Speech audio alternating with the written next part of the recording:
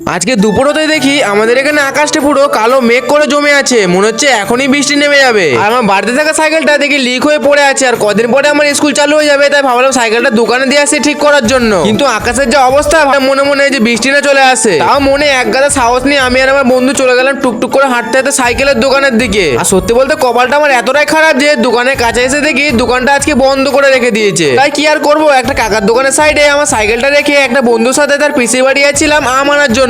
আর যেতে যেতে আমার বন্ধুটাকে বললাম, যদি জীবনে কিছু করতে না পারি, একটা মেশিন তুই আর একটা মেশিন আমি নিয়ে লোকের বাড়ি ছাদ ঢালাই দিয়ে বেড়াবো। আর এদিকে আমার বন্ধুটা তার পিসি বাড়ি গাছের আমগুলো আমাদেরকে সবাইকে দেখাচ্ছিল, তোমরা একটু ভালো করে দেখো তাদের গাছের আমগুলো কেমন লাগছে দেখতে। আর আজকে আমার মা লুল্লুকে মাঠে দিয়ে আসতে গিয়ে অনেকগুলো কচুলতি পেয়েছিল, ওগুলোকে বললো ঘরে রেখে দিয়ে, তাই ওগুলোকে নিয়ে ঘরে রাখতে চলে গেলাম। আর তোমাদের তো বলতে ভুলে গেছি, আমি অনেকদিন আগে একটা মাইক অর্ডার করেছিলাম, যেহেতু আমার ভয়েসটা ঠিকঠাক করে শোনা যাচ্ছিল না, তাই ভাবলাম একটা মাইক অর্ডার করে দিই। আর এখন যে তোমরা অডিওটা শুনতে পাচ্ছ, এই অডিওটা এই মাইকটা দিয়ে করা হয়েছে, কেমন লাগছে আমাকে কমেন্ট করে জানাবে।